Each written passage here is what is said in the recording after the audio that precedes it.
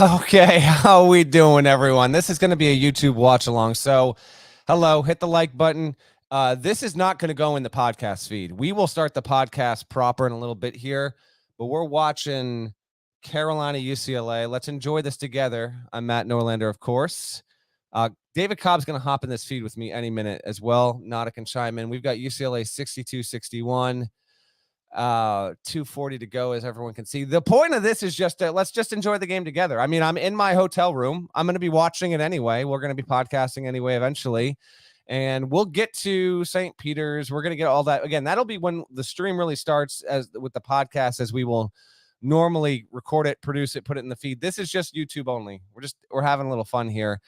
So hello from my hotel room in San Francisco, and we've got UCLA 62-61. This has been a wonderful game right now. Nada, if you have the ability in real time. Oh, there's Caleb Love. He's been good, but he misses that one. Nada, if you can bring up the stat broadcast, I'll try and bring it up here as well. We can have a little reference on just exactly what we're looking at here in real time. They got a really nice regional here in Philly with the St. Peter stuff, and now this is living up to the hype. We'll talk you through a lot of Iowa State, Miami when this is done as well. That game's still got some time to go. Okay, Jaquez, nice play by Baycott. We're getting close. We are getting close to maybe Duke UNC in the Final Four. UNC's got to get through here, though. All right. Feel free to lob some questions my way as well. Again, this is going to be loose, not low. Nice take. You're gonna get my experience of watching a game in real time. This is unorganized mess. Hey, Cobb, welcome on in. As I explained to the listeners, this is not going in the podcast feed. This is a true watch along. So I will just drop out in gaps here. No way, Cable. No way. No way. Yeah, come on now. He might be. Caleb Love will shoot them out of this game. Wow. He might again with this. You gotta be kidding me. Okay. How about these tobacco road guards just growing up in front of our eyes this week? Dude, this is. Come on now with this. We've obviously got this is the stat broadcast. So everyone on Media Row that's following the game, they watch this exact interface you've got here. Woo! All right. Now this is all right. You slow it down. First of all, RJ Davis is not afraid of the moment. Let's see if Huber lets him play here. Man, what a game this has been. Okay. He wants it again, doesn't he? No. Oh, my God. You got to be kidding me. Wow. Oh, my. He's out of his mind. What's the score? 67-64. You're on. Cobb, you cannot be on the stream right now. How are we doing a watch along when you're not with the cable feed? Hey, I'm on stat broadcast now. I'll watch on stat broadcast.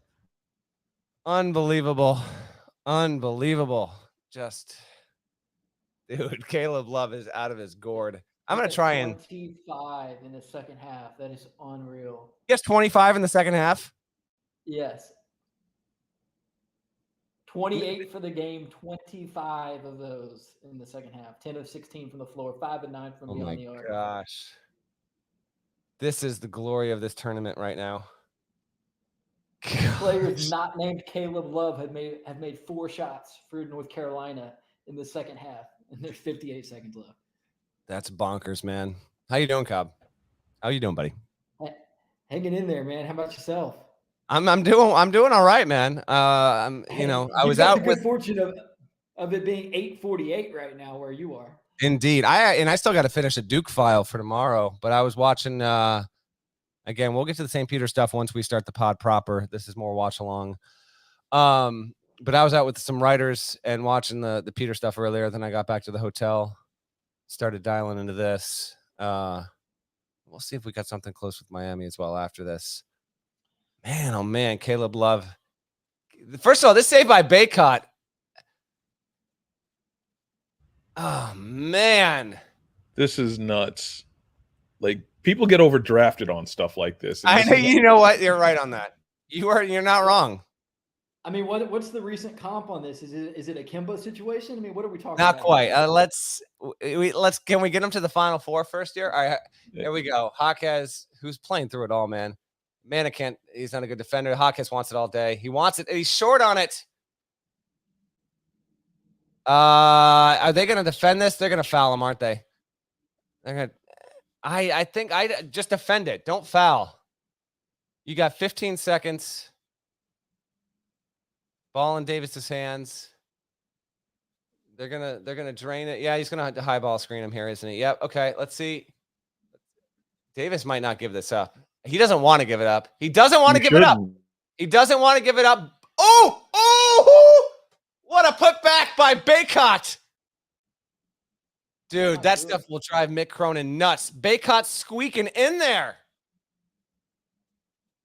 Wow. By the way, I'm not wearing Carolina blue. This is Amoeba music. Shout out San Francisco. So I wanted to rep the shirt that I got at the record store on Wednesday. Look at this. Hey, just 12 nothing in second chance points at the half. Now it's 19-6. I mean, that's in a game like this, you can't have it. I just realized something. Leaky Black versus Peacocks. Worlds colliding. Yeah, Leaky Blacks versus #G Peacocks. Think about that. Unbelievable. Man, oh man. I just love that this game was as good as it turned out to be. You know, this is just huge win. Two huge brands, really tight game, well played to start. There wasn't a media timeout till 11-minute mark of the first half. The whole thing. Just the insanity of them going blow to blow, two of the biggest brands in college basketball history for the right to play St. Peter's in the Elite Eight. No, I know. It's the absurdity of it. Oh, man. Roy Williams. All right, you need a 3. You need a 3. I'll say it if no one else will. He goes for the 2. You need a 3. Man. Here's the real glory of it. All right, let me see if I can. Yeah, we got this other game going on too. Miami's up 8. I'm afraid to change the station. And the last button, the back button on my remote, it's not working in the hotel. Can't have it. Can't have it. You haven't gone to the hotel folks and told them to get you a new remote or something like that? I think the remote works fine, but the last button, the return button, doesn't work for me here.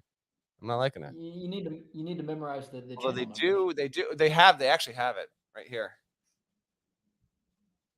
Actually, this is helpful. They've got this little thing with the channels for each one, so I can scope that real quick here. Okay, TBS. What do we got? Is it commercial? How is that possible? I don't have the right. The channels are not right that they gave me. Oh, that's amazing. I'm going back.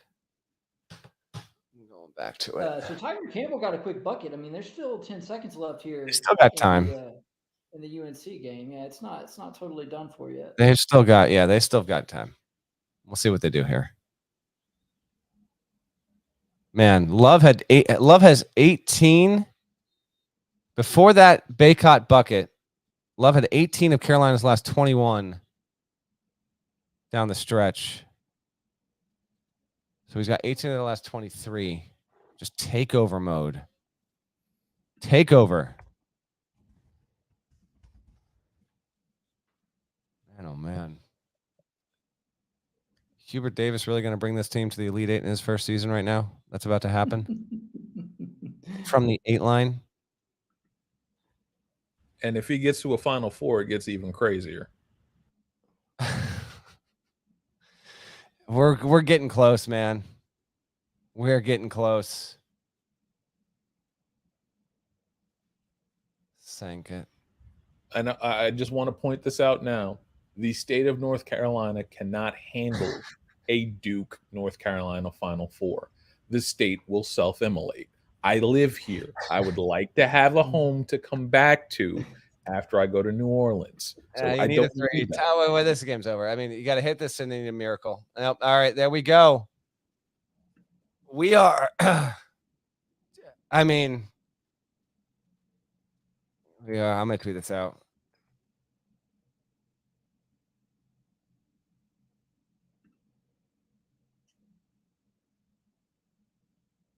my gosh. How much money do you think Caleb Love just made for himself? Maybe not even just I in mean, terms of NBA money, but I mean, like, yeah, just in in this general, era, for sure. what a I mean, this performance is like that can do to you. I mean, I have no idea what an NFT, how that works, but like, he's surely one's already been made for him off of this second half. yeah. It's going to be the late Sunday game, by the way. North Carolina versus St. Peter's with the Final Four on the line. 6-3. I can't even think about what that's going to. I mean, thank God I got an early flight on Sunday out of San Francisco to fly back east. I will be home in time for the entirety. At least I'm scheduled to be. Oh, you know what? JFK. I might miss the first. I think I'm getting back at like 5:15. I think I'm walking in the door at my house, so I'll be able to watch most of that, which is all I can ask for. Any regrets about your regional choice? Dude, I've got massive regional envy right now. We were all talking about it at dinner earlier tonight. I went out with Chuck Culpepper from Washington Post, Brendan Marks from The Athletic, Dan O'Neill from The Athletic, Pat Forty. Actually sitting with Paolo Banchero's parents. They happened to be at the spot we went to. And huge regional envy. I mean, listen, we've got Duke, we've got K here in San Francisco. His career could end tomorrow, and you got to be there to document it. That's certainly something. But St. Peter's, are you kidding me? And now it's St. Peter's. Like St. Peter's UCLA would have been awesome. Now it's St. Peter's versus Carolina, North Carolina, Duke and Carolina, a win away apiece from meeting each other in the Final Four, and they've never met in the tournament together to begin with. It's amazing. This game's still technically not done. Once it's done, we'll flip over to Miami, Iowa State, see if that game can give us anything. Yeah, fire away with questions, by the way, if you want, before we go pod proper. UNC, man. Great stuff. Let me feel free to pop some questions if you want. Cobb, tell me about the day. Tell me your thoughts. Just kind of like, go wherever, because we're not starting this thing proper until that second game is for sure decided here. I mean, I just can't get my mind off those Peacocks, right? But to put a bow on it, man, just the insanity of it all. It just is what strikes me as we sit here looking at. Oh my gosh, this is an unbelievable dropping a 30 spot. Yeah, I got a final on stat broadcast, 73-66. I'm going to tweet out this picture right now. Welcome to Earth. Welcome to Earth. It's North Carolina versus St. Peter's. It's the best sport, and it's the best sporting event.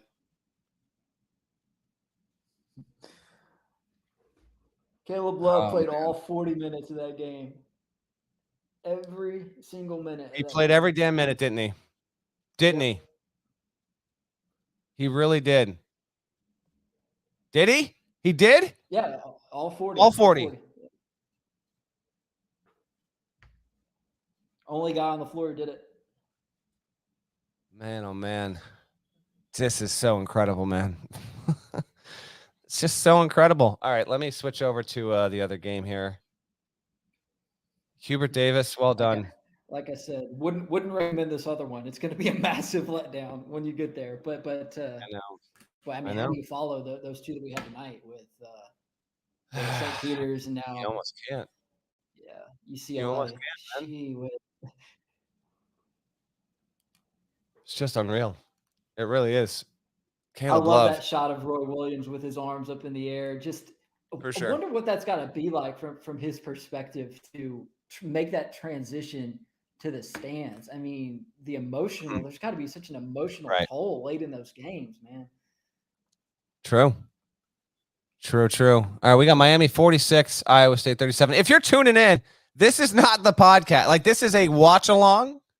We're doing a little experimentation. Listen, we're not like, we don't have this highfalutin, high-tech setup like some of these other outfits, if you will. All right. This is Cobb on a stream, 45 seconds behind. Me in my San Francisco hotel room on my somewhat like decent camera on my lapper. I didn't bring the high def one from home. By the way, tell me about your Chase Center experience as you dissect the nastiness of Iowa State, Miami. I want to hear your takeaways from San Francisco. I was there when the Grizzlies played out there like very shortly after that arena opened, and it sounds like you've had a much better experience with the infrastructure of the place than I did. It's man, it's a nice arena. It almost feels too nice. It almost, and it's a really good spot. And it's in a great spot in San Francisco, and Right there on the bay, man. right there on the water, man. You got these humongous cargo ships out there. It's 46-41 Miami up on Iowa State. All we can ask for with this is just give us something close down the stretch. Yeah, All we can ask for. Iowa State's hanging in there. They're hanging in there. They're hanging. 2 ties, 2 lead changes right now. They're gonna go to a timeout. But no, yeah, Chase Center's it's a great building. Great building. Although this is so inside media, no one really cares. But the logistics of actually where the locker rooms are versus where the players have to go to get to the game session versus where I'm doing my HQ hits, it's actually more spread out than normal. So that's causing a few logistical challenges. But otherwise, it's been pretty good. I did ask for a couple questions here, so let's see if I got Aaron Way. I feel like I know that name. Best pep band you've heard this tournament. You know who was actually really damn good was Miami. Miami had like a Stevie Wonder medley. So I think the folks in Chicago are getting treated right now. They were really, really good. Arkansas was solid. What did Arkansas's band play yesterday? They played a really unusual one. I was like, damn, I can't remember what it was. But the pep bands have been stepping up. And credit only like I would know. Only if you play in a pep band, work for the NCAA or are me, would you notice this. But I don't know if this was changed this year or if it got changed in 19. I think this is a new change for this year. They now allow amplification. So the bass players are showing up for these things. It used to be you were relying on the sousaphones for all your low end. You actually get a bass player, so it's about damn time, and it really helps the vibe. What a block! That's Wardenberg's shot. That's long. Okay. What else we got? I don't even know. If you're tuning in on a Friday, checking out the live on a watch along, more power to you. We're just, why the hell not, right? Which conference is the best catering spread in the press rooms? Which conference? This is what we're getting into. Catering spreads in the press rooms. I will tell you this. Ooh, that's a wide open triple. Nope. Somewhat ironically, and it's fine. I'm not complaining. I'm just stating how it is. You know what venue? Actually, Cobb might even be able to speak to this from his former days on the beat. You know what venue actually has like always the worst spread? Like you need to plan. Hits the triple. Okay, we're still within shouting distance. You need to plan to eat ahead before you go there. Madison Square Garden. One of the greatest food cities in the world. And MSG food situations always. It's rough, man. It's rough. I was there for a Grizzlies Knicks game one time. I don't remember the food situation, but that arena is something else, right? I mean, didn't it used to be a train station like 100 years ago or something? Good question. I don't know. That's a great pass and a great take and no foul. Penn Station is actually underneath Madison Square Garden. That's the thing. Yes. I think that's what he's talking about. Yeah. All right. Oh, that's a steal. He's got it. All right. 53-44. Larinaga trying to get back to the Elite Eight for the first time since 2006 when he was a head coach at George Mason. Not even George Mason, by the way, won 2 games as a double-digit underdog in that tournament. St. Peter's became the first team ever earlier tonight to do that. Hey, Matt. Mm-hmm. Who was the last Miami coach to reach the Elite Eight?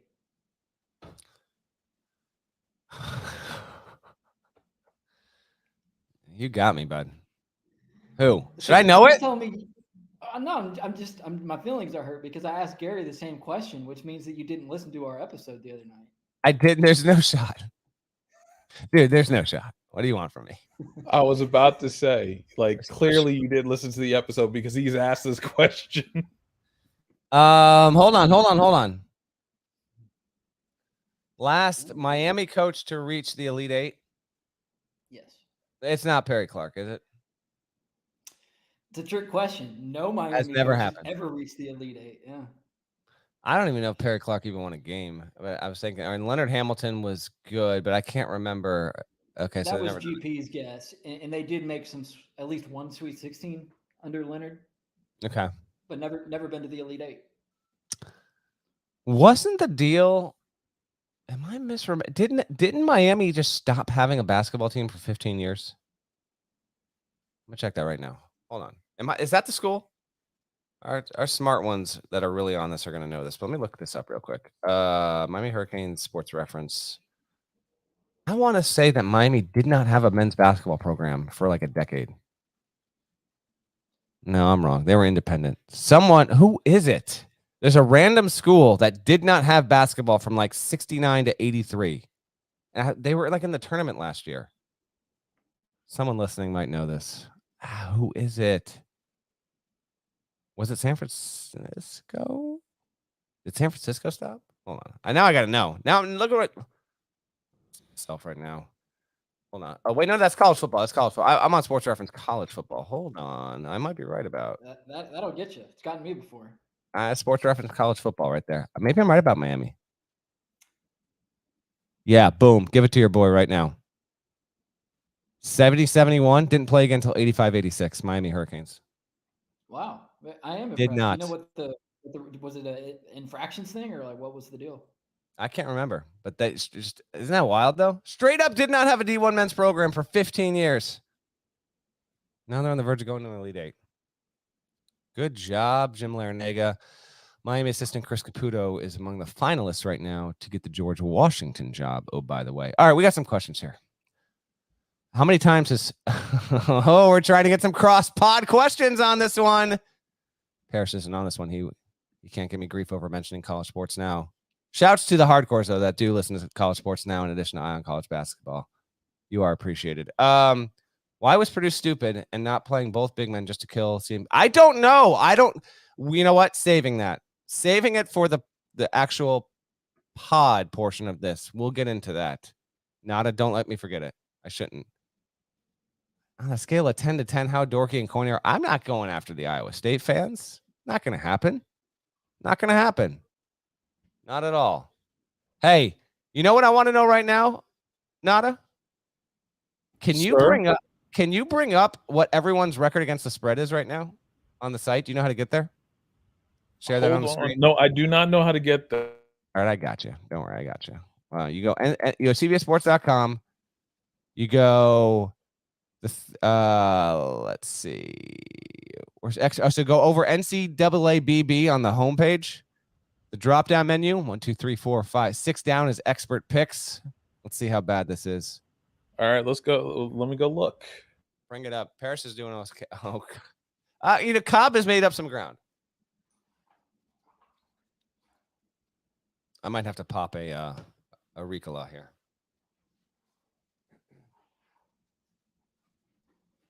I'm doing fine. My body hasn't adjusted to the West Coast. Travel, children back home, the whole deal. Voice feels velvety here. Velvetier than normal. All right, we got Miami 53, Iowa State 44. This is the Eye on College Basketball YouTube channel. Not going to be in the pod feed. This is just for the hardcores. Appreciate everyone that's swinging by. It's 9 o'clock on my time, so this feels normal, but I realize it's after midnight on the East Coast on a Friday.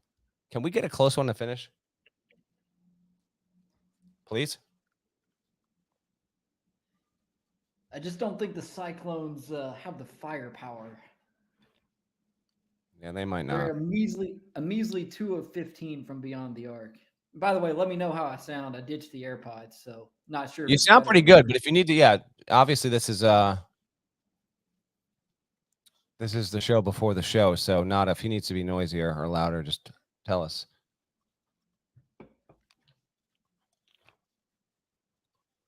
Snap broadcast. I don't want to have just silence on here though. Okay. Let me look at this. Let me look at Norlander. Will people still say Hubert's not the right guy? Fans are capable of anything. Anything. The Purdue Twitter seems like an especially dark place tonight from what I've seen. I've tried not to spend too much time there, but it seems rough.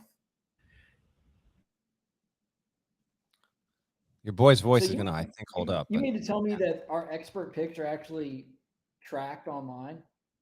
Dude, how did you not know this? Well, I It's mean, the great J. Darren Darst, tech I editor know I've of been SiriusSports.com. dominating on the pod, but I didn't know Nah, that. that's where it gets real. I didn't know I that actually think that we do our picks every weekend, and we should have them tracked for the entire season. They don't get tracked. They should be tracked. They only get tracked. I agree because then you have the accountability, but I didn't know that. Yeah. So you're telling me for the NCAA tournament, my against the spread is up there. So yikes! There we go. That's the page. This is ATS right now. It's kind of small. Got to really zoom in to see it. Yikes. But Parrish is above 500. I am not. A lot of people point out that I'm in 30-27. second place straight up. If you click over to straight up, Hold on, we'll get to the straight up. Although I think my straight up is a serious problem right now. Someone said Jerry Palm was using profanity. Was Palm dropping F-bombs on Twitter earlier? I missed that if that was the case. I like to think so, but I can't verify that. Palm called the ACC Duke and the 14 Dwarves, and he just watched his Purdue team get knocked off by the biggest small team in the whole damn thing. Oh, it's karma. It's rough. It's a tough scene for Jerry Palm right there. Oh, what a swat. But it's 11 points. All right. If this game gets to the under 4 and it's double digit, we will start doing the actual podcast, and we will lead off with St. Peter's talk and all that kind of stuff here. Let me scroll up and see if I can hit on a few quick questions. I have seen the Taylor Hawkins news. It is, frankly, adding to the bizarreness of this night. It's obviously a tragedy. If you are unfamiliar with who Taylor Hawkins is, he was the drummer for the Foo Fighters. And I don't know how or why he has passed, but he was 50. And I don't want to bring the chat down here, but that's obviously devastating and stunning. And he was an incredible performer. Imagine being the drummer for Dave Grohl's band. Do you realize how much pressure that comes with? So sad. Incredibly sad. I saw the news when I got back into the hotel room, brought up Twitter real quick to get caught up. And then I saw the Foo Fighters' tweet on it. So yes, I did notice. Tremendously sad. And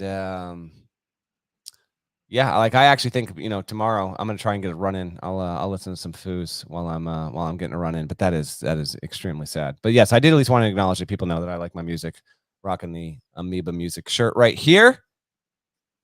Picked up a Talking Heads record, picked up Jerry Rafferty, City to City. Got the shirt. Great spot there. Amoeba Music in San Francisco. We're at 55-46. Miami ahead of Iowa State with 4 minutes and counting. By the way, how about Charlie Moore versus Kansas? That's kind of fun, right? That is what we're going to get. That's right. And it's happening. He's from Chicago. So you get Charlie Moore from Kansas. Played at Chicago briefly on his tour day college basketball. Yes, I mentioned Chuck Culpepper earlier. The great Chuck Culpepper wrote about Mr. Moore when we were both in Greenville, because Miami was also down there. Before we get rolling, let me see. What do you think the probability is of having an all blue blood Final Four? It's pretty good. Duke, Carolina. We can toss Nova in there, even though it's not considered that. It might as well. It's a modern blue blood. Nova and then Kansas. So we've had this intriguing tournament with the St. Peter storyline, everything else. You could have a very enticing brand heavy Final Four if you get Duke and you get Carolina, Kansas, Villanova. But you could also get, imagine if we get, I might repeat myself once we actually start the pod. If we get Duke, St. Peter's, Houston, Miami. What? What? Would be wild. Why is Norlander in all caps and Cobbs isn't? Because I'm March Norlander, damn it. Because it's March. That's why. All right. I was David Peacock's the other night, but I didn't want to give people the false impression that I'm going to imitate GP. I know. Here's the deal. I feel like hashtag G Peacock is his thing, and making peacock noises is his thing. I was tempted, but also you're again, like I'm hanging in there, but I'm just telling you, throat situation. I'm playing hurt. I'm gonna make it happen. So, Norlander, we love you, but nobody's here to listen to you talk. We're here for the peacock sounds. I can't be doing. There is a 31% chance that if I attempt to make peacock noises, it's going to take me 8 to 10 minutes to recover, and we just can't have that. Can't have it. Can't. Nada, what do you think? Should we start this thing like as it should be started and just kind of get rolling? We could. I mean, we got it again. We could. I mean, honestly, at this point, I don't think Iowa State's coming back, but we've been wrong before. People like to remind us of that. It's true. Let me send this tweet out with the link. Let people know. Actually, I'll send it from the official CBS Sports College basketball account first. Starting now. This is riveting, I'm sure, but this is what it is. You're seeing how the sausage gets made. Okay. Seeing how the sausage gets made. Soundboard. I have so many soundboard clips that I have to add to the soundboard. I'm way behind on it. Listen, we got games, been traveling, coaching carousel, the whole deal. Okay. It's just too much. It's just too much right now. Let me send this out. Friday night edition. Iowa State 2 of 15 from beyond the arc. Take the wheel here for a good 60 seconds. If not longer, just take the wheel. A good litmus test of our audio quality here. I'm back on the AirPods and have changed over my settings, so hopefully that makes for a better experience once we get into the pod. But I mean, Iowa State, this was kind of their deal all along, right? Is they turned in clunkers, and the fact that they avoided that in the first 2 rounds to reach this point, pretty impressive. Ultimately, Miami's going to win this game and will probably cover unless Iowa State pulls off a miraculous backdoor here. So not sure how much of a shot I give the Canes against Kansas, but I'm sure we'll get into it. But Kansas didn't look very good tonight. Remy Martin looked good. Kansas as a whole did not. Agreed, but they got the win. All right. This is going to be a first for us. And I know Nana's going to edit this after. So we're about to start what you'll actually hear on the pod feed. So Nana, we can get going right here. 3, 2, 1. Okay, welcome into the Eye on College Basketball podcast for everyone listening. If you were able to watch live on YouTube Friday night, we did a watch along with UNC UCLA closing out. That was great. David Cobb is here with me. GP is in studio. He's getting the Friday night off. He will be back with you on Saturday. I will be, of course, covering Duke, Arkansas, so I will not be on the Saturday pod. We will reconvene on Sunday. It's just the way that the schedules broke this year, but we're trying to make sure that that we can each get our reps in, but not completely wear ourselves out. So GP's off. There will not be. And Cobb, are you going to be making peacock noises? I'm sorry, I won't be. I changed my name back to David Cobb from David Peacocks just so people would know. I'm not going to try and do that bit. I can't steal Gary's bit. Gary's so entrenched with the staples of this pod with all the shouts and the inside jokes. And sometimes I even feel wrong throwing trivia times on you. And so I hope I'm not imposing when I do that. Yeah, I hear you. I would give it a go, but as I explained to anyone that might be coming in late or listening to this version, I'm trying to keep the voice as good as it can. It's a little bit little rough right now. So I ditched the Ricola just in case. Or the Ricola? I never know. How do you say it? Ricola? Ricola? Don't know. But I figured on the commercials, isn't it Ricola? Something like that, my man. Anyway, welcome into the Eye on College Basketball Podcast. We are live as Miami and Iowa State are wrapping. We will get to that game on the tail end. It's the game with the least amount of intrigue. Iowa State has been able to keep it relatively close, but Miami is pulling away. And so we've got our regional final set. We, of course, have to start with the glory and amazement that is St. Peter's. St. Peter's Peacocks, a 15 seed, are going to the Elite Eight. They are going to a regional final to play North Carolina. This is real life. Never before had a 13, 14, 15, or 16 ever made a regional final. St. Peter's is now the first and only. Previous to this, the most recent instance we had of a low seed making it this far. Do you know it, Cobb? Yeah, it was number 12 seed Missouri in 2012. Am I right? Not 2012. Missouri was a 2 in 2012 that lost to a 15 seed, coincidentally enough, in Norfolk State. It was Missouri in 2002, coached by Quinn Snyder. You're a young pup. I don't expect you to remember such a thing. Hey, that was before they got into the SEC and infringed on my geographical sphere. So, you're absolutely right on that. So St. Peter's does it. Not if we are able to bring up that stat broadcast of St. Peter's versus Purdue here. Look at this, beautiful in real time. If you're not already, by the way, please like, subscribe, engage with us on the comments. Your boy here is all too willing to take questions live on the pod and adjust on the fly. So I encourage interaction, and please talk amongst yourselves in the chat. We really, really appreciate that. You can see if you're watching on YouTube in real time or after the fact. St. Peter's, Purdue. I will get to Purdue here, but for St. Peter's to do this is obviously unbelievable because we had never seen it before, period. Had never seen this, anything close to this. When you consider a MAC team, MAAC, league's been around 40 plus years, had never even made a Sweet 16. Now it's got a team in the Elite Eight.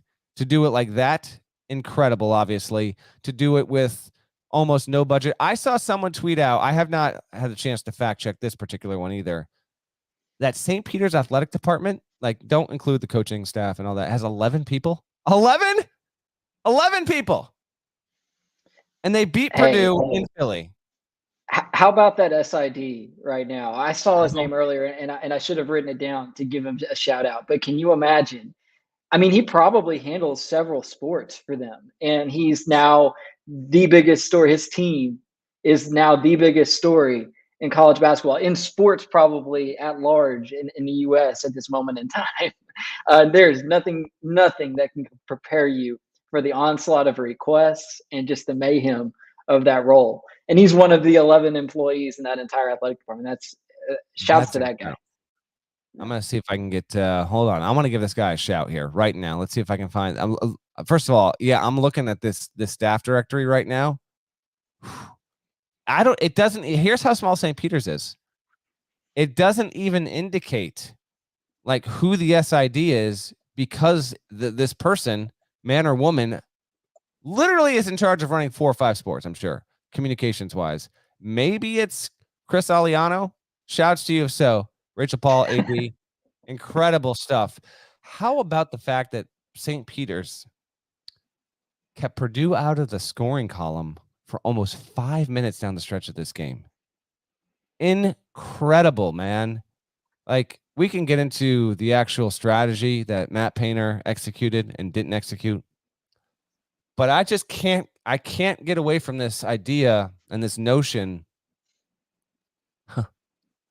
that this is possible. You know, like there is nothing in American sports that can give us this. St. Peter's is it is already by nature of winning 3 games. It's one of the greatest sports stories in American history. It just is. If you really understand all of the elements at play against a school and a program like St. Peter's from even doing something like this, from winning 3 in the tournament, beating Kentucky, beating Purdue, and then beating arguably the best mid-major in the sport in Murray State, doing that, it's incredible. Cobb, I've said enough. What are your thoughts on us? Well, Jared Butler had a line after Baylor won the national championship game last season. It was a quote, and it was in reference to the resurrection of the Baylor program as a whole from the pits that it was in when Scott Drew arrived to, 20 years later or whatever, being national champions. And he said, you got to make a movie out of it. And it's something that he said a few times during their run to the national title last year. And I agree, the Baylor basketball story would make a good movie and I would watch it. But my gosh, the St. Peter's movie is made for Disney Plus or, choose or Paramount Plus, choose your platform there. It is unbelievable. Let me just go through the list here. And I didn't get through the whole roster, but a few guys who played key roles tonight. One that sticks out, Clarence Rupert. All right. He was listed as a 0-star prospect, 6'6", 210 pounds on his 24/7 Sports profile. One of the few who actually has one of those, by the way, from his days as a prospect. He's going in his hometown of Philadelphia tonight against two of the best bigs in college basketball, and Travion Williams and Zach Edey, and averaging 4.3 points per game. He scores 11 in the first half, goes on a scoring flurry out of the gates, playing in his hometown of Philadelphia. Just an unbelievable story. And what a night. I mean, Clarence Rupert will never forget the night when he had his third highest scoring game of the season in the Sweet 16 against Purdue and against these guys like Travion Williams and Zach Edey. Just insane. And that's the thing about this St. Peter's squad, man. You go up and down that list of players who contributed tonight, and there's not one star. There's not one big name. There's not one who was actually a 3-star prospect. They're all the same. They're all these gritty kids who got no love as prospect, no high major offers whatsoever, who have all come together to do something really just insane. If you're watching on YouTube, please do hit the like button. I think Nana's going to try and give away another Paramount Plus gift card. Be sure to do that. But if you're watching, if you can look at this box score, one of the things about the tournament is it often signals the end of a college career for many a talented player, obviously. And it's always interesting to see how guys go out. Jabari Smith, his last college career will be 3 of 16 in the second round, getting punked by Miami. Look at Jaden Ivey. He's going to be a top 5 pick. I had dinner with an NBA, I'll just say an NBA evaluator on Wednesday night here in San Francisco. And he's saying there's there's buzz that you could viably talk yourself into Ivy for number 1. I'm not there. We'll talk about that with Kyle Boone as we get into the draft. But he goes for 9 points, 4-12. Zach Edey's got 7 inches on everyone. He managed only 11 points. Travion Williams, you can see what he did there with 16. I don't know why. By the way, Miami is officially 170-56. We have our regional final set. We'll talk about those on the back end of the pod here. I don't know why Matt Painter didn't just seemingly just play Edey and Williams together. Just see how it feels, right? Just a little bit. See how it feels. He didn't decide. He didn't do it. Together, those two spent no more than 4 minutes on the floor the entire season. They're a defensive liability in many respects, but not against a team like St. Peter's. And that's not the great undoing here. Shaheen Holloway, phenomenal. I had a power conference coach text me, forget about Shaheen to Seton Hall. He's going to the Knicks. Obviously, I think that's in jest, but he's done an incredible job. But Matt Painter got outcoached by Shaheen Holloway. And St. Peter's, it's the way they're doing it, man. They aren't doing this with miracle shots, throwing us over our couches, out of our chairs, rolling all over the floor because you can't believe what they're doing. They're showing up and kicking ass.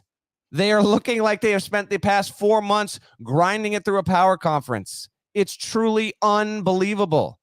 This is why I love this sport so much, because it provides these kinds of stories, man.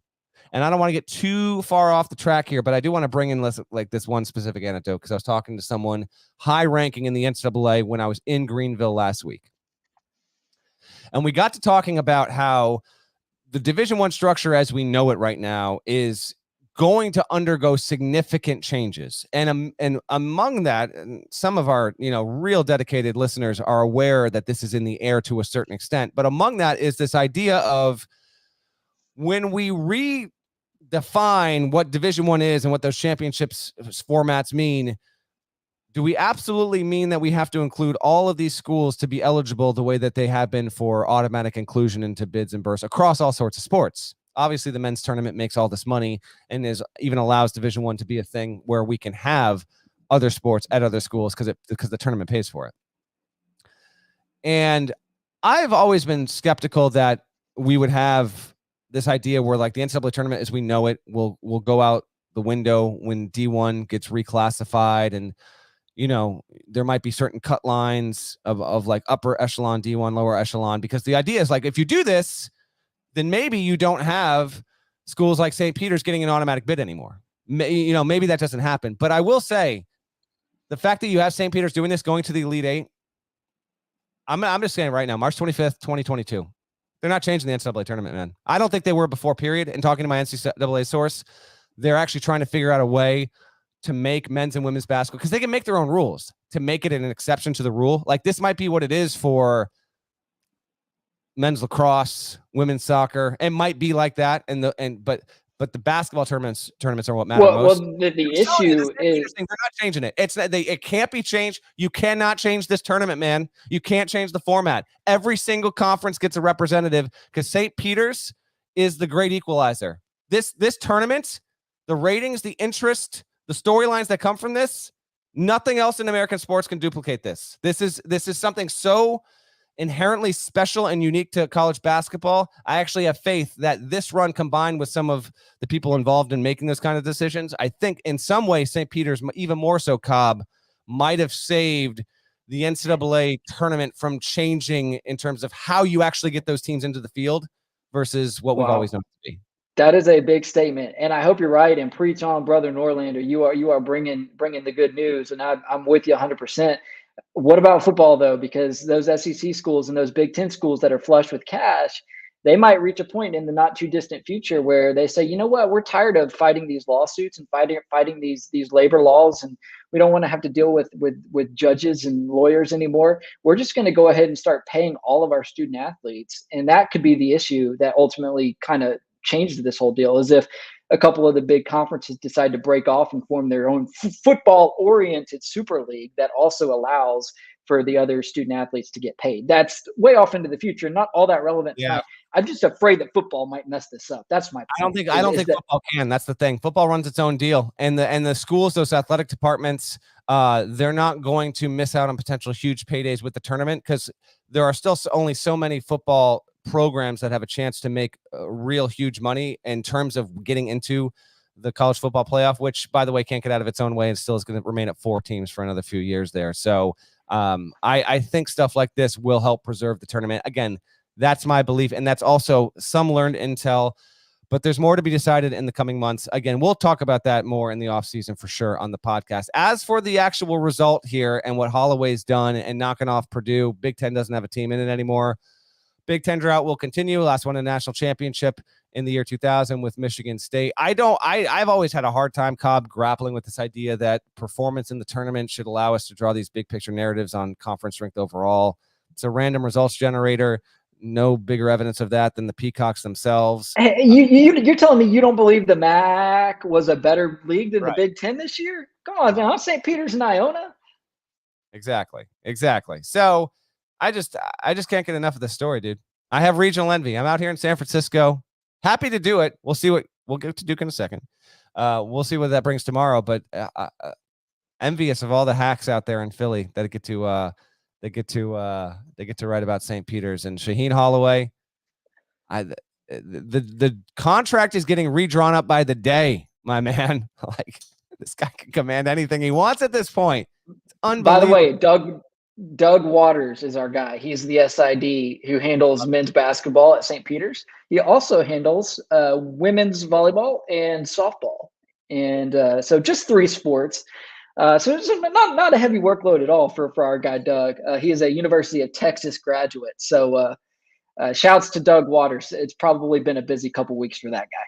Indeed, shouts to Doug Waters, man. I tell you, and on another Doug Eddert, hopped on the table celebration. You absolutely, Doug. He's got the BWW NIL Buffalo Wild Wings working for him. I like the fact that he got that deal, and it wasn't just St. Peter showed up and they got booted with a 20-point loss against Purdue. Like he got the bag, and then there wasn't a letdown. Really, really great. And he said, what did he say? The cameras caught him with like 11 minutes to go in a 1-point game. I think he said to himself on the foul line, "Let's go, baby." I think he said it's go time. I think he said it's go time or something like that. Yeah. Dude. St. Peter's might go to the Final Four. It's got to get with their one more team. St. Peter's versus Carolina. Man, oh man, oh man. Man.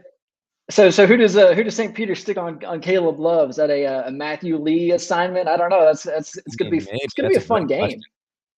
It's going to be an incredible game. We will preview and pick that game in just a little bit here. At least want to give you a look ahead. I'm sure Parrish will want to do some previewing picking as well when he gets on the podcast tomorrow. If you're curious, by the way, St. Peter's is now up to 99th at KenPom as we speak here. It's actually dropped in defensive efficiency. I believe it was, maybe I'm wrong on that. Maybe it was 28 to 24. I feel like it was 18 gone down to 24, but maybe it's actually improved. It would make sense if it did. Holding Purdue to 64 points is just, it's downright incredible. Clarence Rupert having the game of his life, going for a game of his life, and he had 11, but he was everything they needed him to be, man. Doug Etter came the half of his life. Yeah, the half of his life. And that's the crazy thing about this team is that it's a different player in every moment when they need somebody to step up, somebody different does it. I'll give you another example. At the end of the first half, it was Jalen Murray, who's really just a role player for this team. And he gets a key bucket right before half. Purdue had opened up a 33-27 lead and looked like they were maybe generating some momentum going into the half. That 6-point lead was their largest of the game.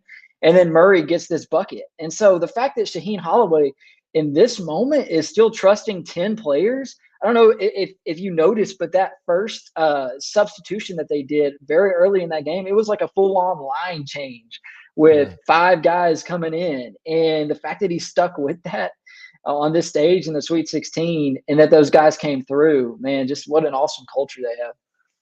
Awesome culture. Great scenes afterward when the whole team was mobbing around Shaheen when he was talking to Jamie Erdahl for the post-game interview. Nada, if you have that tweet that you can just bring up from our guy Mile High Brendan, we have a listener who's a longtime listener, and every year he makes this huge homemade bracket and he fills it in, and it's just awesome. And he's got this whole deal with St. Peter's. I want to give him some love. I don't know if he's watching live right now. If not, he'll be listening. He can come back and watch the YouTube version of it. But it's just really, really cool. This kind of speaks to the deep, intense passion and how much we love college basketball. This guy makes his own huge bracket. I texted it to you, Nada. I think you might be able to bring it up in a second here. While he's doing that, for Painter and for Purdue, I mean, it's disappointing, man. You had the region break your way, and Ivy hits that great 3 near the end. He had 6 points until then. They were just out of sorts. It was kind of wild to see him do that. You can see the bracket here on the YouTube stream if you're looking right now. That's just look at those peacocks, man. That's so friggin' cool. Good on you, man. That's really, really awesome. I don't know if we have a way of zooming in on that or not, but if not, that's more than enough. That's dedication, Holmes. We love it. We love it. Yeah, there we go. Zoom in on that bad boy there. Look how cool that is, dude. It's freaking awesome. I wish I had the time to do that because I really appreciate stuff like that. And I know we have listeners, no doubt, that are making their own homemade brackets at home following along. Any thoughts from you on Purdue here? Travion, 16-8. Stefanovic goes for 11 points. He's 50% from the field. Edey had 11. Peters plays its tempo, its style, gets it done. Final takeaway. Yeah, somewhere I mean, the Jaden Ivey performance was obviously not fantastic, but I think the thing that sticks out to me as I look back on the night is, I don't know if you saw this, but there was a clip circulating that I, didn't see the full post-game interview with Travion Williams, but this snippet that's been widely circulated was concerning. And it was essentially him suggesting that not everyone really bought into the fact that Purdue was going to have to bring its best game to beat St. Peter's. And he stopped short of calling out teammates by name, but it was clear Travion Williams believed that some of his teammates didn't take St. Peter's seriously enough. And I don't think North Carolina will make that same mistake after what just happened. You would think not, but St. Peter's, national news story. Incredible. St. Peter's is going to play the North Carolina Tar Heels. Welcome to Earth. UNC versus St. Peter's with the Final Four bid on the line. It's just damn incredible, man. It's just damn incredible. What do we got going on there? What was that? I heard a little racing going on in the neighborhood, Cobb? Yeah. Well, hey, man, I live in Atlanta right now, at least for another month or so. And we get a lot of drag racing out and about here. We're right in the heart of Midtown. So the Braves World Series parade actually went out this window. So it's got its pros and cons, right in the middle of the action. But then also at 1 a.m. in the morning, you get that. So. All right, fair enough. UCLA goes down at the hands of North Carolina in a game that played out as well as we hoped it would be. If you've watched any of this on YouTube, I believe the video starts with us literally following along in real time, so you can go back and watch after the fact if you want. But yes, 73-66, Caleb Love, 30 points. Cobb, how many came in the second half? Yeah, no, all but 3 came in the second half. All but 3, and he scored all but 6 or 7, or all but 5 in the final 10 minutes or so down the stretch for UNC. UCLA's bid to make a second consecutive Final Four falls short. Jaime Jaquez had 10. I think we might soon learn just how hobbled Jaquez was as he plays. He dude's a gamer, man. He's got a chance to be drafted. I heard some rumblings that maybe he's just been dealing with a lot of injury there. Juzang had 14. Jules Bernard had himself a nice game. He had 16. Tiger Campbell with 15. Cody Riley not quite as productive as they wanted, of course. And then for UNC, it's the Iron Five again. I mean, Puff Johnson was on the floor for 11 minutes. Dontrez Styles 5, but everyone else there, Caleb Love for 40. He goes 40 minutes, 30 points. Manic with 13, RJ Davis with 12, Armando Bacot with 14. Shouts to Leaky Black, tripping in 2 points. He's just chipping in 2. He's out there. We need him. So big time win, big blue blood matchup there. UNC, how about this? So if you look back on February 17th, UNC was an 18-8 team with a 10-5 ACC record. It had defeated most of the bad teams it had faced, but most of the good teams it had faced, it had lost to. In fact, I kind of thought we'd have a Purdue-UNC rematch. I was at that game at Mohegan Sun back in November. Purdue won 93-84, and it felt like a 20-point win. But we didn't get that. So UNC had lost games against Purdue and Tennessee, that was a 9-point and then a 17-point loss. They got rolled by Kentucky. They lost at Notre Dame. They got rolled by Miami 85-57. They got rolled by Wake Forest 98-76. They got rolled the first time against Duke 87-67. They got beat at home by Pitt. And at that point, there was a lot of frustration with Hubert Davis. I never got to the point where I thought, did they go with the wrong guy here? I know some people might even still think that, which is outrageous at this point. This is a 27-9 team going to the Elite Eight in Hubert Davis's first season. What? Since the Pitt loss, the only loss UNC has came against Virginia Tech when it got white hot in the ACC tournament. But otherwise, it was able to win critical games like the Duke one to close out the regular season. But it won on the road at Virginia Tech since then. It took care of business in the games where it couldn't afford to fool around. Beat Louisville, won at NC State, was able to get that win over Virginia to start the ACC conference tournament, which really put any and all doubt. I thought the Duke win was any and all doubts truly, but they didn't mess around. And then since they've got to the tournament, they beat Marquette 95-63. They win in overtime against Baylor and hang on after that. I mean, this tournament's incredible. The Baylor UNC game. I mean, come on now. Come on. I know we're not drawing season-long conclusions about conferences from the results of the NCAA tournament, but how about the fact that of the Elite Eight, 3 are from the ACC? Oh, dude, I didn't even pick up on that till you just mentioned that.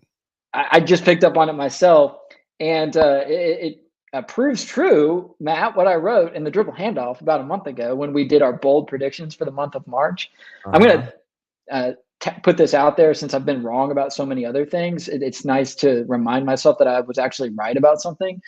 I wrote that matching the Pac-12's mark from last year's tournament might not be realistic, but the ACC will salvage some dignity in March, perhaps through a deep Duke run and a few surprise Sweet 16 runs from poorly seeded teams. Yes. Well done, Cobb. Well done. I've seen a few comments here on. All right, let's take it easy on the Jerry Pilot. Well, yeah, I know. Listen. Everyone coming in for the pod version didn't see us talking about Palm calling it ACC and the 14 Dwarves. We've already addressed that. We have addressed that in the watch along. We get it. It's a rough night for our guy JP. Okay, his Boilermakers are out. ACC. Whew. Oh boy. 3 teams out of the final 8. Great stuff from the Tar Heels. They move along. UCLA, you know what? You had yourself a good season. All right. You were able to get to a Sweet 16, 27-8. You had some health issues on this roster this season. Mick Cronin did himself nice. Oh, by the way, Mike Lewis, UCLA assistant. He will be the next head coach at Ball State. Let's just go quick thoughts here on this UNC St. Peter's matchup. GP, and I think it's Boone on Saturday. Am I right, Cobb? You're off duty tomorrow. It's going to be GP and Boone tomorrow? Yeah. Okay, so since it's you and me here, we can offer some picks and thoughts and predictions. Just lay out the matchup for me. Carolina, Tar Heels, Peacocks, 2 shades of blue. Thoughts, picks. Tell the people. I mean, at this point, there's nothing that St. Peter's hasn't seen yet, because they saw the elite Purdue offense tonight. Didn't bother them. They held Purdue to its 3rd lowest points output of the season. They've seen the elite physical bruising big in Oscar Tshiebwe, and that didn't faze them really. And they've seen another complete team in the second round as well in Murray State, a team that can get up and run, a team with really good guards, and that didn't faze them either. So what about UNC is any different from these other teams that will all of a sudden put a shock into St. Peter's system? I mean, I don't see it. I can't sit here yet and say, oh yeah, St. Peter's definitely win straight up, but there's nothing about UNC that I see that makes me think, oh yeah, this will be the one that makes St. Peter's, wilt and lay down and roll over. There's nothing about UNC that makes me believe that. I don't think there's anybody that St. Peter's would roll over for at this point. St. Peter's beat Kentucky, which sits at 6 at Ken Palm right now. It beat Murray State, which did take a tumble. Murray State's now down to 33. And then beating Purdue. Purdue, as we close out Friday evening, Purdue is now the 14th team at Ken Palm. North Carolina's 18th. Certainly capable of losing to St. Peter's. I adore the fact that we are getting UNC. Again, I'm going to harp on the point because it's incredible, man. It just is. I'm looking at this screen right now, the post game on TBS. I'm looking at North Carolina, an 8 versus a 15. One of the 3 greatest programs in the history of men's college basketball, UNC versus St. Peter's. How about this stat? Dude, are you ready for this? Credit to Danny Neckel, who I think was the first to share this, and then some other people have co-opted it. St. Peter's has more victories over 1, 2, or 3 seeds in the last 8 days than Gonzaga has in 20 years. Oh my goodness. Wow. So St. Peter's is 2-1 against 1, 2, or 3 seeds in the tournament in its history. Gonzaga's 1-11 against 1, 2. Again, I've seen this shared by a couple of other people. I think that fact is accurate, and it's blowing my friggin' mind, dude. Crazy. We are 2 wins away from Duke versus Carolina in the Final Four. Oh my God. Okay, a question for you. Hey, Matt. No, we're also 2 wins away from Arkansas versus St. Peter's in the Final Four. Okay. I one of my good buddies texted me this earlier tonight. Pick one or the other. What's the bigger story? Okay. Not the story you want to see more. What's the bigger story? St. Peter's gets to the Final Four. Let's say St. Peter's gets to the Final Four and loses to Duke. Okay.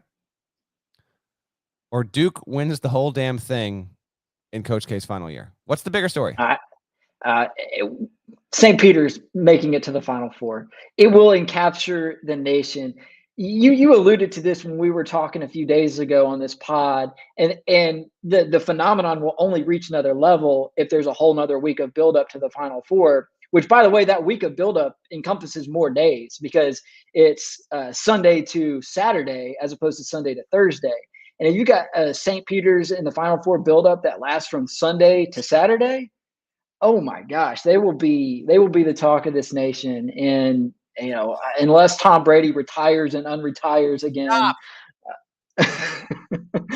unless LeBron announces this is it, it'll be St. Peter's. Getting some blowback in the comments on YouTube about the idea that Coach K winning it all in his final season wouldn't be that huge of a deal. I'm simplifying it. It would absolutely be humongous. Are you kidding me? He's the greatest coach in the history of the sport, winning it all, and especially if he went through North Carolina to do it. My answer is St. Peter's, though. In particular, because St. Peter's from Jersey City, right there in the New York metropolitan area. Yes, part of it actually is where they're based out of. And you have the media capital of the world in your backyard. A 15 seed going to the Final Four would barely outpace Duke winning the title for Coach K and Coach K walking off with the national championship, because that's the absolute most flawless way to finish a career. It would be incredible, but it would be really close. Let's pick this game before we get to the other two. I will go, man, let me be clear on this. It doesn't matter to me who wins. All right. It's an incredible story either way. I get to cover Carolina Final Four. Are you kidding? Yeah. Or I get to see St. Peter. Either one's awesome. Okay. So a part of me is like, yeah, I want to believe. Because here's the deal, man. Like, we ever going to see this again? I'm 40. Am I going to live and die and never see a 15 make an Elite Eight again? It's possible. And the thing, I was talking about this earlier tonight with some friends. The tournament has given us so many different things, right? There's only a few presents we haven't actually gotten to open underneath this tree. All right. One of them is this like 14 or 15 making a Final Four. If you want to say like a 16 into the Sweet 16, that's another one, right? We've had a 16 win, but we haven't had a 16 seed win in 2 games would be pretty damn huge. And we haven't had a team outside the power conference structure win a national championship in the modern era with the tournament as we know it. There's only a few things that we still have not seen. A 15 making the Final Four would be unbelievable, man.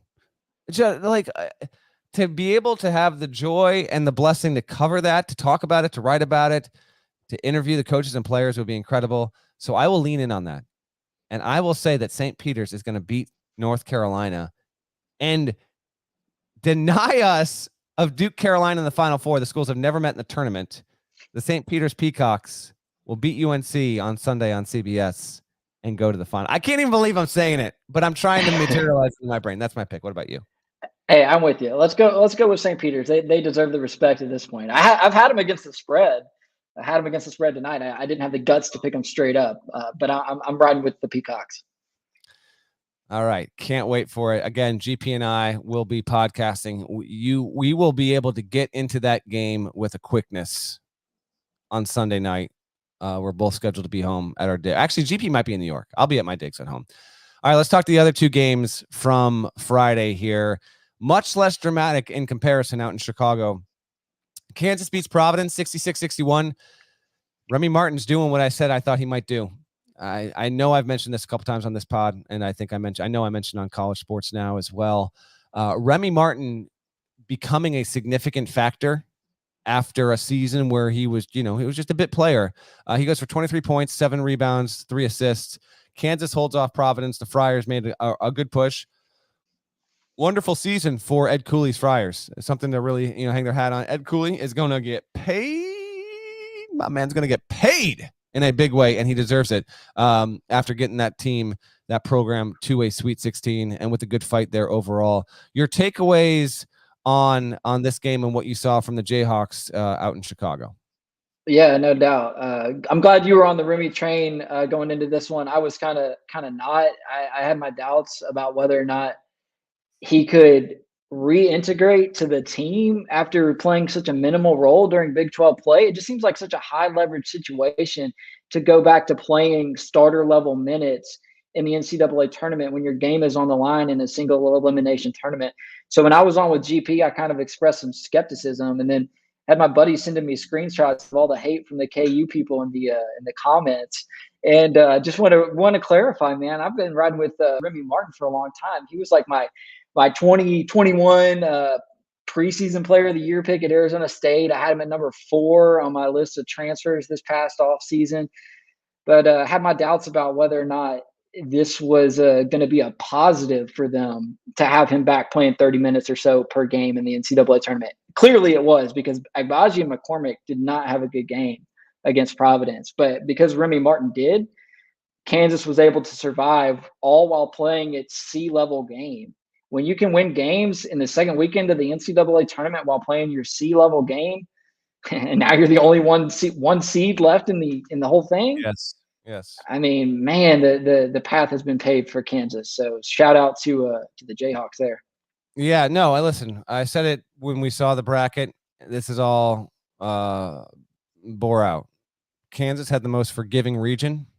It by winning it prevented. We've never had a tournament since we had seeding where at least one seed didn't make a regional final. So that's still the case. Kansas is moving along to play on Sunday. And yeah, it's weird but true. Like Kansas, highly seeded team. It's not like no one's paying attention to them. That's not the case. I hate when people say that. No one's talking about Kansas. No, actually, there's an entire college basketball media industry, and the Kansas Jayhawks get talked about a lot. I assure you, no one's not talking about Kansas. But if you want to say that Carolina and Duke and Arkansas and St. Peter's are getting more run, if you even want to make the case for, say, Houston, I don't know if I can go that far, but I certainly hear you. By the way, if you're watching on YouTube, please smash the like button if you could. I have no idea. Nada, have you given out this Paramount Plus card yet? Has this happened? It hasn't. It's about to. Oh, it's about to go down. It's about to go down. I don't know how. I don't know what happens back there. I don't know, but you do what you got to do.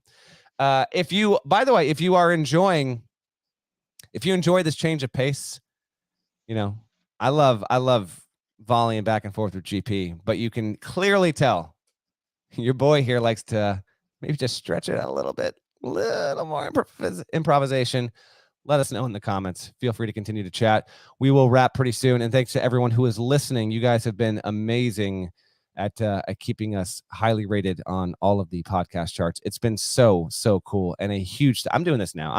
Nada's been a damn rock star. Has just taken this channel, this podcast, put it on a freaking rocket ship. Kansas gets the win, and Remy Martin, it just winds up being huge. Jalen Wilson at 16, and they didn't even need Ochai Agbaji to have a big game. I thought that was pretty big. I thought that was pretty huge. And now Kansas is going to have a huge advantage fan-wise when we get to Sunday. In Chicago, after what we saw happen with Miami, they're the more talented team, man. They just are. Hurricanes. They move on past. They get over Iowa State 70-56. There's not much to say here. The thing I want to watch with Iowa State is Tyrese Hunter. I was talking to two NBA people. The feeling is if Tyrese Hunter returns, he can be a first-round pick next year and can really take a big jump. I hope that's what happens here. So we wait and see on that. TJ Otzelberger did a wonderful job in his first season with ISU, but Miami moves along. Jim Larinaga into the Elite Eight 16 years after he got George Mason to a Final Four. Cameron McGusty, who was an all-ACC player, went for 27. Sam Wardenberg had 13, and Jordan Miller had 16. So you will have Kansas versus Miami in the Elite Eight. I wonder how often those teams have ever played each other, just out of curiosity. Thoughts on that matchup? Why don't we give the people a pick here, Cobb?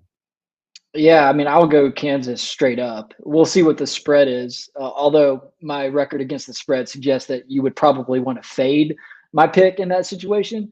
But I like Kansas because I feel like Kansas's strengths sort of mirror Miami's strengths in the sense that you got pretty solid guard play, it appears, at this moment with Remy Martin. And I trust DeJuan Harris. And then you also have Ochai Agbaji with the ball in his hands quite a bit, and I don't think he's going to turn in consecutive bad games on a stage like this. So I like Kansas. I think it's a pretty good matchup for the Jayhawks. When you're in the Elite Eight and you're playing a double-digit seed, you should win straight up as a number one. I mean, the path has been paved for them, man. They've got it in the bag if they just take care of business. C-level game gets them past the 4 seed in Providence. I mean, if they bring their B- game, they got to beat Miami. Yeah, no doubt about it. These schools have met 4 times previously. Last happened in 91. Kansas is 3-1 all time versus Miami, but they met in 87, 89, 90, and 91. So it has been a hot minute. I thought that I couldn't recall ever seeing these two teams play each other. By the way, the last time Duke and UNC were both in the Elite Eight was 1998. Last time we had both Carolina and Duke into the regional finals there. I will go with Kansas to beat Miami and get to the Final Four. I think there's a good chance that can be a pretty close game. Isaiah Wong, I would expect to show up and have a really good game. How Kansas schemes around McGusty will be what I'm keeping an eye on in that one. You got to figure. I mean, I would expect DeJuan Harris, Jalen Wilson to show up defensively and have a pretty important game and pretty well played game. And then Abaji, I think he'll play stronger on Sunday than he did Friday. But yeah, Kansas 31-6, a win away, and that building will be 90% Jayhawks fans, probably. So good on Miami though. Keep it rolling, keep it going overall. Last game from the I guess that is a lot. Those are last matchups. Okay. I want to before we look ahead to Saturday, I wanted to give a shout out to people that are doing well in the Ion College Basketball Bracket Challenge. I don't know if these people will wind up being on top, but here right now, here's what we got. This is points wise in order. I'm gonna give a shout out to the top 8 or so. Demetria Wilson leads, but has Gonzaga winning it all. Not going to be able to hang. Tyler Jackson, you're looking good, my man. You're second. You have Kansas winning it. Kristen Rasner. We love our female audience. There are more of you than people believe, all right? I know that's not as catchy as like more of us than there are of them. There are more of you than people realize. So shouts to our lady listeners everywhere. Kristen Rasner is in third. Bradley Gelder has Nova winning it all. He's in fourth. And then we got 3 more Kansas ones. CJ Krug, Jacob Beninga, Jonathan Yoder. They're tied with Justin Peters, who has Gonzaga, and then Justin Mattingly also has Duke. So you've got a chance. If you got Gonzaga, Duke, Villanova, you've got a chance. I'm trying to see if there's anyone else that's got a random one that's on the top page here that can like really sneak up. I'm not seeing it. Not on our main page there. I was hoping like, did we have like a dark? Do we have like a Miami in there or something else? We do not. As we get ready to get out of here, I do want to at least lob some picks from Cobb and I for the Saturday regional finals. The first game is going to be at 6:09 TBS, Houston versus Villanova. Let me see this line here real quick, buddy. I think is it not Houston? Was it -2 the last time I saw it? But let me bring this up real quick here. Houston versus Villanova for Saturday. We've got 2.5. Houston -2.5. Who your pick? What do you got? I've got to go Houston. I have to commit to Houston. I've been wanting to believe in Houston for so long, and then I get down to the point where I'm picking the game, and I always pick against them, and they always make me pay. At this point, it's just a matter of principle and integrity. At this point, I got to go with Houston. Got to go Kelvin Sampson, just out of respect for the fact that they've reached this point. We all know the adversity they've been through. Every podcast Gary mentions lost 2 of their 4 leading scorers before Christmas, and it's true. He loves it. It doesn't. It's remarkable. So I'm going Houston, but it's going to be an absolute slugfest, and I'd be shocked if the final margin of this game is greater than 5 points in either direction. So when we redid the Sweet 16 and we made our picks, I had this regional final. I said Houston would beat Arizona and Villanova would beat Michigan, and then I had Villanova over Houston. I will stick with that, but Houston is the betting favorite now. It's Houston, then Duke, then Kansas. At least that's what's the status of that Friday afternoon. I will take Villanova. No surprise whatsoever if Houston winds up winning. I will have Villanova getting back there. And if that happens, that's 3 and 6 tournaments. Is that right? Or is it 3 and 7? Hold on. So it'll be 3 and that tournament didn't happen. So 1 and 2, 1 and 3, 2 and 4. 2 and 5, 3 and 6. Yeah, 3 out of the past 6 tournaments, Villanova would have made the Final Four. Incredible if it happens. Or Houston's going to make back-to-back Final Fours. And the last time that happened, Olajuwon and Drexler were on the roster. So I will go with Villanova. The other game, the one that I will be at, Arkansas versus Duke. This is going to be approximately 8:49 Eastern. The line right now, as we record this, is Duke -4. These schools last met. Period. In the 94 championship game. That's the last game that I have consistent, vivid memories of being allowed to stay up and watch. I can remember parts of UNC Michigan 93 Weber time. I remember parts of that, but the one that I actually have clear memories of, like the parents let you stay up, see the whole thing, and I can remember is Arkansas beating Duke in the 94 title game, and I remember rooting like hell for Arkansas for no other reason than I just thought that the way that they played, like to me, they seemed like the coolest team in the sport at that point. And then Toby Bailey came along in 95, and I was aboard the UCLA train, and then Tony Delk arrived in 96 Kentucky, and then it was all over. I will go Duke here to win and to cover. I do think there's something to be said for the fact that these coaches and these they're completely unfamiliar with each other. Duke had a Michigan State team that it had faced like personnel. And Izzo and Kay plenty familiar with each other. And then Texas Tech, even Kay had faced Adams' defense when they beat them when the Zion was on the team. It was like a 9-point Duke win 3 seasons ago. So there was some level of familiarity I think helped. With Muss, it's a different deal altogether. And I think Jalen Williams and his play, and I would think that Williams will try and match up more, I think, on Banchero than Mark Williams, but that'll be an interesting one I'm interested in seeing. And then JD Note, the dude's got the greenest of all lights, and he's averaging, I think, like 0.76 points per shot in this tournament. He's not been efficient, but he just goes. When I was talking to Muss on CBS Sports HQ Cobb after the win on Thursday, he said because Note took 29 shots. He's like, it felt like more than that to me in the game, and it sure did. I think we've got a decent chance at a really, really good game. Arkansas is capable of winning it, no doubt. Can definitely win this game, but I will go with Duke to win, to make a Final Four, and in doing so, Kay would get to a 13th Final Four. That will break the tie with John Wooden for the most all time, and then Kay would basically have almost not every record. Like he doesn't have more conference championships than Bill Self and stuff like that. But like the only one that he could never get is the national title one. That's Wooden with 10. But he'd break the Final Four tie with them. And considering that Wooden never had to win 6 to get to 1, it's already even better in my opinion. But yeah, I'll take Duke to win the cover. What about you, bud? What I got a question for you from a standpoint of covering the game. Would you rather cover Duke versus St. Peter's or Duke versus North Carolina in the final? Gosh, look at you coming with these questions. Hold on. First of all, hear this chair right now, by the way. Major Creek situation. That's a wonderful question. Yeah, I got to go Duke St. Peter's. I covered Duke Carolina in a really special, unique, one-of-a-kind deal a few weeks ago. They're both awesome. They're both unbelievable. They're both media catnip. Duke St. Peter's imagine ever, and like Carolina with a chance to end K's career. Do it that way? Are you kidding me? Well, just imagine me asking you that question 2 weeks ago. Oh yeah, I mean, I would assume you're on bath salts. Yeah.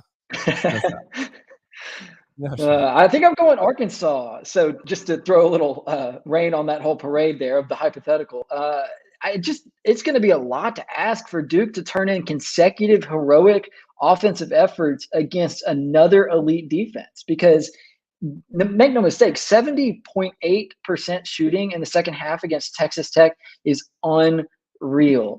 And scoring more points, Duke scored more points in regulation against Texas Tech than any other team has this season. Kansas scored more points in a game against Duke or against Texas Tech, but the game went to double overtime. So in terms of regulation, Duke scored more against Texas Tech than anybody else this season. I don't know how you replicate that. I don't know if I totally trust Jeremy Roach to go out and be clutch for a third game in a row. Maybe the confidence level is just so high that they get it done, but it just seems improbable to me that Duke can bring that high level of offense in consecutive games when we've seen game in and game out for the most part during this NCAA tournament how defense has been the story, particularly with Houston and particularly with it's just proven itself. I mean, St. Peter's versus Purdue, holding Purdue to its third lowest scoring output of the season. I just think Arkansas brings that defensive element. It's going to be hard for Duke to match for the second time in 3 days. How about this stat? This is courtesy of Duke Athletics. So Duke has either trailed or been tied down the stretch in postseason play against Syracuse, Miami, Michigan State, Texas Tech in the postseason. But in the closing stretches of those 4 games, they've outscored opponents 57-22. to 22. And 2 of those games have been winner. It's all over. The way that Duke has stepped up and found a championship level has been impressive as hell. Paolo Banchero and Jeremy Roach are staring the moment in the face and not blinking. Everyone is playing well. It's been really impressive. I've seen every minute of every Duke game since the Carolina closer at home to end the regular season. And this team is undeniably matured 3 times over. It's wild. And I asked Kay at his press availability on Friday. This will be more for my column on Saturday. We'll have a column that sets the table about how he's handling all this. And he actually admitted, I just had to have a talk with myself on how I was handling this with my players and how the players were going through all this. And apparently a few things changed. And now you're kind of seeing that with how confident, loose, and together these guys are. And they have stepped it up defensively. I will take Duke to win in the cover. You've got the Hogs. Hopefully we get a memorable one. That building down by the bay, Chase Center, is the absolute real deal. We are going to wrap up. Thanks to everyone who chimed in, who watched, who chatted. We had again, if you're listening to the podcast, we had a watch along before we even got going with this deal. So we've been rolling here for almost an hour and a half, but that was a cool little thing. GP and KB will be with you on the Saturday edition. Cobb will be writing, handling the stuff for .com. I will be on CBS Sports HQ. I'm going to make one more quick plug on this. If you are not already watching CBS Sports HQ on your phone, on your smart TV, on your tablet, on your computer, I'm just telling you, if you love this pod, I'm just telling you, this is not company speak. It is undeniably true. There is no visual medium that is covering this tournament better, more widespread, more consistently, highlights, analysis, everything that you crave from it. You are getting it on CBS Sports HQ. When the winning team happens tomorrow night in Duke, Arkansas, I will be interviewing 1 or 2 players, basically anyone except K. I'm just going to tell you that's how it is. Shire, sure, maybe Banchero. If it's Arkansas, I'll be getting Muss, could be getting JD Noche, get interviews, analysis, the whole deal. So if you're not already, it's on the CBS Sports app. Please be sure to tune in and watch, and we'll be doing everything for the Final Four as well. And thank you for continuing to subscribe. I hope someone won that Paramount Plus card. Nada, we clear there? Yeah, Anthony Dion, one of our regulars, got the $100 Paramount Plus gift card. He's got to tweet the show, and then I'll send him a DM to help set him up to watch Halo which came out ironically today on Paramount Plus. That's coincidence, not irony. Common mistake. Fair. Coincidentally, then, yes, you're right. There we go. What do you want from me? I just have words, What do you want? Thank you to everyone for listening. Cobb, closing thoughts? Are you all good?